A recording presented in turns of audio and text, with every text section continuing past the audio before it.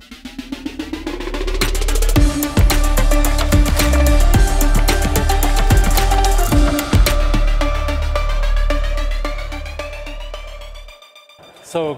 good day, ladies and gentlemen. Thank you for coming to hear my speech. I'm going to talk about laser triangulation and about a new technology which, as the title says, is raising this method to a higher level. So, let's go. I'm going to talk a little bit about the company, for those of you who don't know who is AT. I'm going to talk about the 3D scan principle, following to show what are the current limitations of this method to get 3D data, 3D scans from the surface. Then I want to present you the new product that AT developed, which is actually a game changer, giving a solution to these limitations. And I will... Oh, okay. So I think it's better now. Okay. So, and then I will present you some example applications. Unfortunately, we don't have much time, but if you have further questions, you can visit our booth in the Hall 10. And okay, so who is AT? So we are actually 26 years old. We have excellence in 3D sensors with laser triangulation method and infrared cameras. So actually, we are global leaders in this technological innovation. We love to develop technology to be ahead of our competitors. And yeah, we sell our products to machine builders, to system integrators that develop inspection systems. So we have a very broad range of products. You're welcome to visit our booth to have a look at that. So now let's have a look at the measurement principle or scan principle of laser triangulation for those of you who could be new to this field. I mean, okay, nowadays laser triangulation is very common in the industry. It's actually very simple. It's very easy to understand how it works. All we need is, sorry. We have a laser pointer here? No. Anyway, so all we need to have is a light source which projects the line. We use lasers, so we use laser diodes that project, they have a special optic I will talk about later, that projects a laser line on the object that we want to scan. And then we have the camera, which is set up at a certain angle. It's called triangulation angle. And exactly this angle, this is the magic, let's say. This allows the camera to see the reflection of the laser from the surface and to capture the profile. So this is the goal, to capture images that actually show how the profile of the surface is. And of course, in order to get 3D data, I mean to scan the surface in all 3 dimensions, we need to have motion. So we need to move the object or the sensor above the object, and then we capture multiple profiles. You can understand we are talking about high speed, so several thousands per second. So we are talking, depending on the application, we can get a very dense point cloud of that. And this point cloud can be used for inspection applications, for metrology. I can show you examples of that later. Just a quick information for you. How exactly the camera captures or scans the profile. I mean, I explained that the camera gets these images. It's a grayscale detector. And the camera has an FPGA. It's a processor which it has different algorithms, and for every column of the image is looking for the reflection of the light from the surface. Then it finds the position of the peak, and for every column of the image we have one peak position. So all peaks together they make the profile. And as I said, we need to move. We need to capture several thousand profiles per second, and we get the full point cloud at the end. So there are different algorithms, and I won't go into many details. The algorithms have different advantages. For some applications, the one works better than the other. If you have any questions about that, we can talk separately later. The advantages of this method is that it is fast.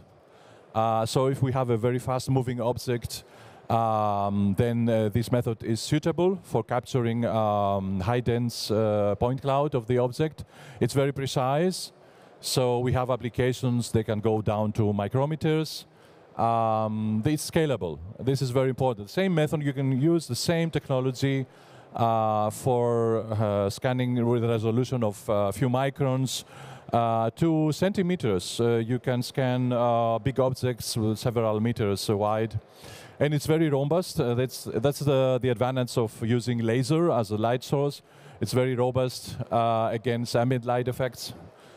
Because laser is monochromatic, so using bandpass filter in front of the optics, they make this robust of this method. So the camera sees only the light reflected from the laser and not from other light sources that can be present in the scene. So what are the limitations of this method? When it comes to profile speed, we mentioned, okay, we have a fast application, an object is moving very fast, and we need to scan it very quickly. And so what determines the speed in this technology is the amount of pixels that are read out of the detector. You know, the detector, at least the one we use, it's a 2 megapixel. Then we have 4 megapixel. We have different detectors, 3 megapixels. So if you set the camera to read out the full detector, I mean, if you read for every profile trigger you want to scan, you read out millions of points, then of course the interface between the imager and the FPGA, it has some limits. So you will get 1,000 hertz, maybe 1,000 profiles per second. But if you need to go faster than that, then the imagers, the CMOS technology, it allows to define a region of interest by defining a smaller region which needs to be read out of the image. You can have a multiple speed. So, for example, 10,000 hertz. So the goal is in this application is to minimize the region which is read out for the profile extraction. Okay. You know, it's a nice feature, but it has also some issues. As long as the object is flat, so you have the profile looks like a straight horizontal line, then you can define a very small region of interest. You get a very high speed, very good. But what happens if the profile is not flat? So you have something like, which goes like a hill, goes up, and then like a valley, goes round. So you need to read out a significant amount of rows from the detector, then you are limited. So what can you do? We have the solution about that. I will show that later. Second limitation of this laser triangulation is the illumination source itself. As I explained, these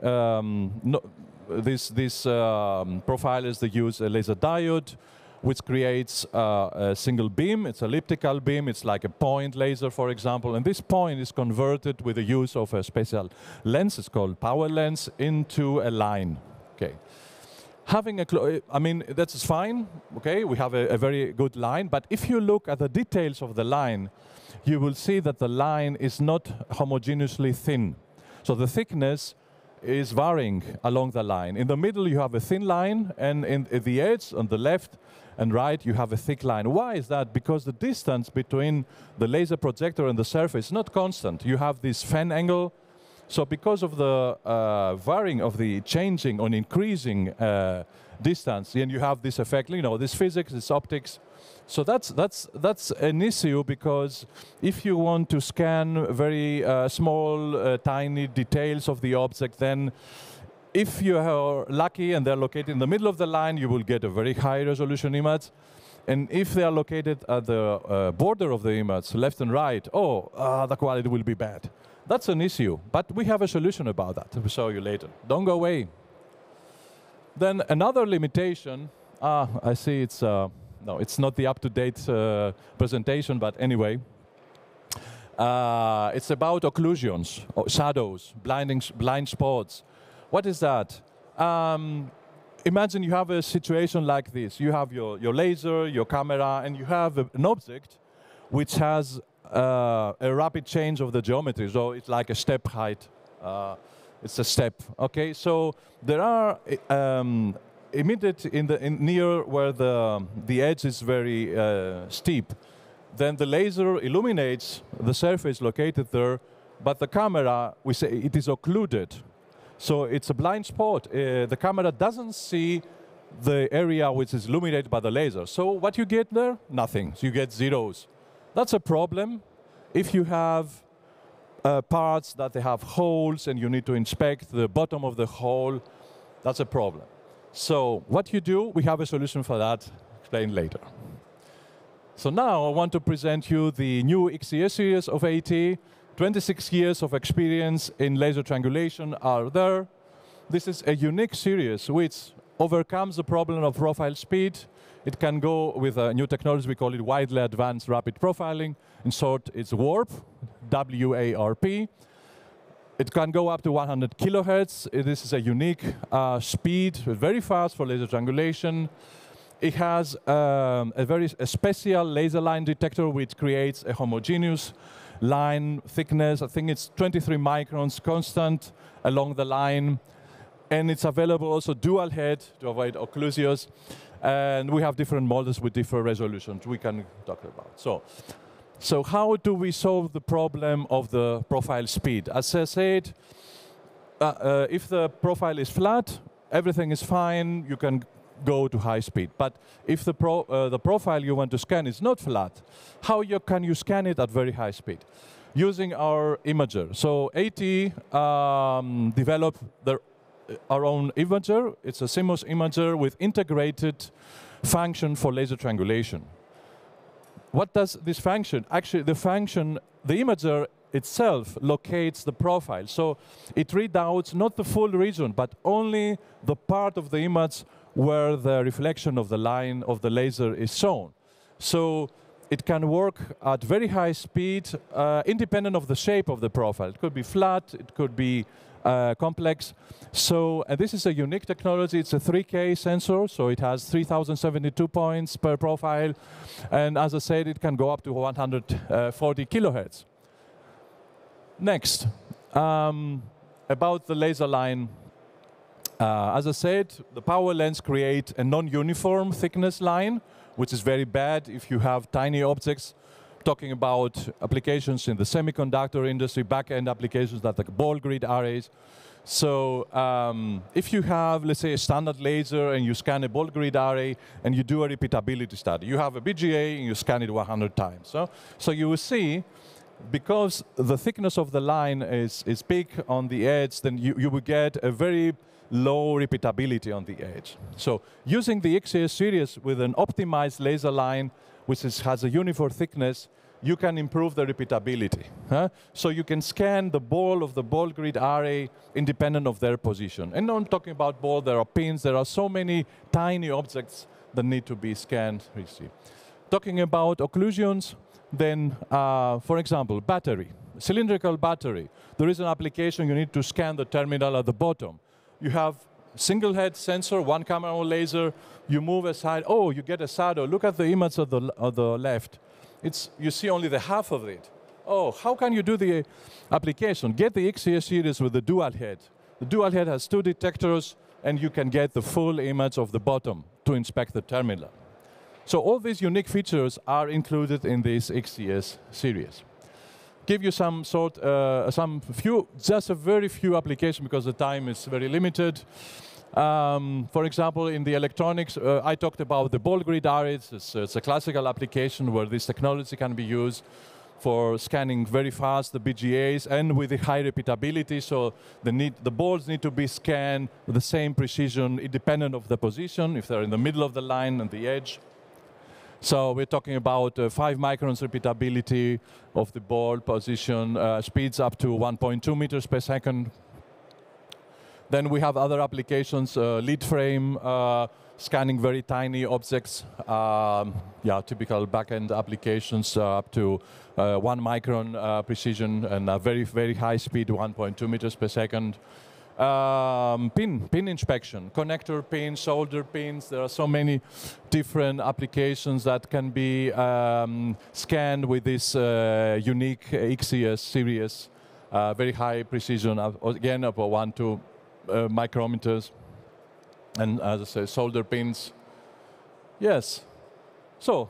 Thank you very much for your attention. If you have any question, of course, maybe a couple of questions I can answer now. Otherwise, you are cordially welcome to join us at our booth, Hall 10 F54. We have a live demonstration of the XCS sensor in different applications. Thank you. Thank you very much for your talk, Dr. Klipfel. So, any questions coming up directly? Obviously not. I have questions. Well, you have your famous systems. We have systems which have a resolution of 1 micron, even below 1 micron I've seen now. What about the accuracy? What about the error bars? How can you be sure that you're really measuring something beyond 1 micrometer with an optical system? Yeah, I must say we scan, we don't measure. Okay. So there is a difference between scanning and measuring, because measuring means that you get the point cloud, you apply your algorithms, so depending on the application and depending on how you process the data, you can reach a certain measurement accuracy. So we are talking about precision, and precision we are talking about the repeatability. For example, we guarantee that if you have a part and you scan it 100 times, that you get always a very precise result. So you don't, one scan gets you this result and the other scan gives So it's not an absolute measurement, it's a relative measurement. We don't do any absolute measurement. So that's why I said our products are sensors. They provide profile data and point clouds that need to be processed by system integrators and OEMs that are doing applications for metrology, for surface detection, for object robot guidance, for example. Yeah. Another question maybe I can ask you. Okay, you've mentioned that the laser line is not always very let's say homogeneous line, right? A mathematical line. How can you be sure that the line is really there where you measure? That means how accurate is the position of the line, really representing the obstacle what you want to measure at the end? I mean the position control of the line. The position of the line. How do you determine really the maximum of the line? The maximum. I have a problem. I cannot hear you. Yeah. How do you get the position of the line correctly measured or determined? Yeah. Exactly. That was the slide I saw with the different algorithms. And we support 4 different algorithms. We support, for example, the maximum. So we are looking for the maximum of intensity of the Gauss curve. Just to say that if we look only on a column of the detector and we see, okay, where is the peak of the light, then there is a distribution of the intensity, which is a normal, that we call it the Gauss curve. So we have 4 different ways to evaluate this Gauss curve. One is the maximum. The second is the threshold, so we apply a threshold, so we find 2 points. Then we have the center of gravity, so we calculate the center of gravity. And the FIR peak, which is the most advanced method, it's a combination of FIR filter of the Gauss with a derivative output. So we calculate the first derivative of the signal, so the output is an S curve. And then we are looking for the zero crossing of the first derivative. And this combination, we call it FIR peak, is the most advanced method, provides us very precise information about the position of the reflection on the certain column. Okay, thank you for the moment.